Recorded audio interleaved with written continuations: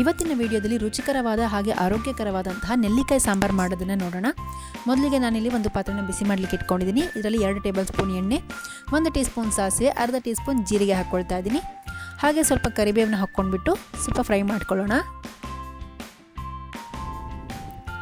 ಇದಕ್ಕೆ ಬೇಕಿದ್ರೆ ನೀವು ಬೆಳ್ಳುಳ್ಳಿ ಕೂಡ ಹಾಕ್ಕೊಳ್ಬೋದು. ನಂತರ ನಾನಿಲ್ಲಿ ಒಂದು ದೊಡ್ಡ ಈರುಳ್ಳಿನ ಮೀಡಿಯಮ್ ಆಗಿ ಕಟ್ ಮಾಡಿಕೊಂಡು ಹಾಕ್ಕೊಳ್ತಾ ಇದ್ದೀನಿ. ಹಾಗೆ 3 ರಿಂದ 4 ಹಸಿಮೆಣಸು ಹಾಕ್ಕೊಳ್ತಾ ಇದ್ದೀನಿ. ಈರುಳ್ಳಿ ಟ್ರಾನ್ಸ್ಪರೆಂಟ್ ಆಗೋವರೆಗೂ ಇದನ್ನು ಚೆನ್ನಾಗಿ ಫ್ರೈ ಮಾಡ್ಕೊಳ್ಳೋಣ.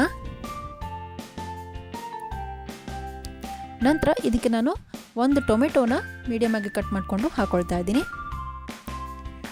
ಟೊಮೆಟೊ ಮೆತ್ತಗಾಗೋವರೆಗೂ ಇದನ್ನು ಫ್ರೈ ಮಾಡ್ಕೊಳ್ಬೇಕು. ಹಾಗೆ ಇದಕ್ಕೆ ನಾನು 1/4 ಚಮಚ ಅರಿಶಿನ ಕೂಡ ಹಾಕ್ಕೊಂಡು ಮಿಕ್ಸ್ ಮಾಡ್ಕೊಳ್ತಾ ಇದ್ದೀನಿ. ಈಗ ನೋಡಿ ಟೊಮೆಟೊ ಕೂಡ ಚೆನ್ನಾಗಿ ಮೆತ್ತಗಾಗಿದೆ. ಈಗ ಇಲ್ಲಿ ನಾನು 7 ರಿಂದ 8 ನೆಲ್ಲಿಕಾಯಿನ ಚೆನ್ನಾಗಿ ತೊಳೆದ್ಬಿಟ್ಟು ಈ ಥರ ಕಟ್ ಮಾಡಿ ಇಟ್ಕೊಂಡಿದ್ದೀನಿ. ನೀವು ಇನ್ನೂ ಚಿಕ್ಕದಾಗಿ ಬೇಕಾದರೆ ಕಟ್ ಮಾಡ್ಕೊಳ್ಬೋದು. ಈಗ ಇದನ್ನು ಹಾಕ್ಕೊಳ್ಳೋಣ. ಹಾಗೆ ಚೆನ್ನಾಗಿ ಮಿಕ್ಸ್ ಮಾಡ್ಕೊಳ್ತಾ ಇದ್ದೀನಿ. ನಂತರ ಇದಕ್ಕೆ ನಾನು ರುಚಿಗೆ ತಕ್ಕಷ್ಟು ಉಪ್ಪು ಹಾಕ್ಕೊಂಡ್ಬಿಟ್ಟು ಒಂದು ಮುಚ್ಚಳನ ಮುಚ್ಚಿ ಸುಮಾರು 7 ರಿಂದ 8 ನಿಮಿಷ ಇದನ್ನು ಲೋ ಫ್ಲೇಮಲ್ಲಿ ಬೇಯಿಸ್ಕೊಳ್ತಾ ಇದ್ದೀನಿ. ನೆಲ್ಲಿಕಾಯಿ ಸ್ವಲ್ಪ ಮೆತ್ತಗಾಗುತ್ತೆ ಈ ಥರ ಬೇಯಿಸ್ಕೊಳ್ಳೋದ್ರಿಂದ, ಹಾಗೆ ಚೆನ್ನಾಗಿ ಬೇಯುತ್ತೆ ಕೂಡ. ನೋಡಿ ಇಲ್ಲಿವಾಗ ನೆಲ್ಲಿಕಾಯಿ ಚೆನ್ನಾಗಿ ಬೆಂದಿದೆ. ಇದನ್ನು ಇನ್ನೊಂದು ಸತಿ ಮಿಕ್ಸ್ ಮಾಡ್ಕೊಳ್ಳೋಣ. ಹಾಗೆ ಇದಕ್ಕೆ ನಾನು ಮೊದಲೇ ಬೇಯಿಸಿಟ್ಕೊಂಡಿರುವಂತಹ ಅರ್ಧ ಕಪ್ ತೊಗರಿ ಬೇಳೆನ ಹಾಕ್ಕೊಳ್ತಾ ಇದ್ದೀನಿ.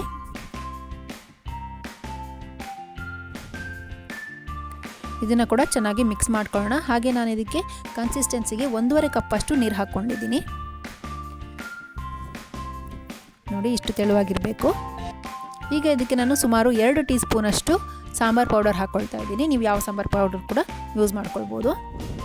ಇದನ್ನೆಲ್ಲ ಒಂದ್ಸರಿ ಚೆನ್ನಾಗಿ ಮಿಕ್ಸ್ ಮಾಡ್ಕೊಳ್ಳೋಣ. ಹಾಗೆ ಇದಕ್ಕೆ ಹುಣಸೆ ಹಣ್ಣಿನ ರಸ ಎಲ್ಲ ಹಾಕ್ಕೊಳ್ಳೋ ಅಗತ್ಯ ಇಲ್ಲ, ಯಾಕಂದರೆ ನೆಲ್ಲಿಕಾಯಿ ಚೆನ್ನಾಗಿ ಹುಳಿ ಇರೋದ್ರಿಂದ ಬೇರೆ ಯಾವುದೇ ಹುಳಿ ಅಗತ್ಯ ಇಲ್ಲ. ಇದು ಒಂದ್ಸರಿ ಚೆನ್ನಾಗಿ ಮಿಕ್ಸ್ ಆದಮೇಲೆ ಇದಕ್ಕೆ ನಾನು ಒಂದು ಚಿಕ್ಕ ತುಂಡು ಬೆಲ್ಲ ಹಾಕ್ಕೊಳ್ತಾ ಇದ್ದೀನಿ. ಇದು ಆಪ್ಷನಲ್, ಬೇಕಿದ್ರೆ ಮಾತ್ರ ಹಾಕ್ಕೊಳ್ಳಿ. ಹಾಗೆ ಇದನ್ನು ಮೀಡಿಯಮ್ ಫ್ಲೇಮಲ್ಲಿ ಇಟ್ಕೊಂಡ್ಬಿಟ್ಟು ಚೆನ್ನಾಗಿ ಕುದಿಸ್ಕೊಳ್ಳೋಣ. ತುಂಬಾ ಸಿಂಪಲ್ ಇದು. ಬಿಸಿ ಬಿಸಿ ಅನ್ನಕ್ಕೆ ತುಂಬಾ ರುಚಿಯಾಗುತ್ತೆ. ನೋಡಿ ಇಲ್ಲಿ ಇವಾಗ ಕುದಿಯೋಕ್ಕೆ ಸ್ಟಾರ್ಟ್ ಆಗಿದೆ. ಈಗ ಇದಕ್ಕೆ ನಾನು ಸ್ವಲ್ಪ ಕೊತ್ತಂಬರಿ ಸೊಪ್ಪನ್ನ ಹಾಕ್ಕೊಂಡು ಮಿಕ್ಸ್ ಮಾಡ್ಕೊಳ್ತಾ ಇದ್ದೀನಿ.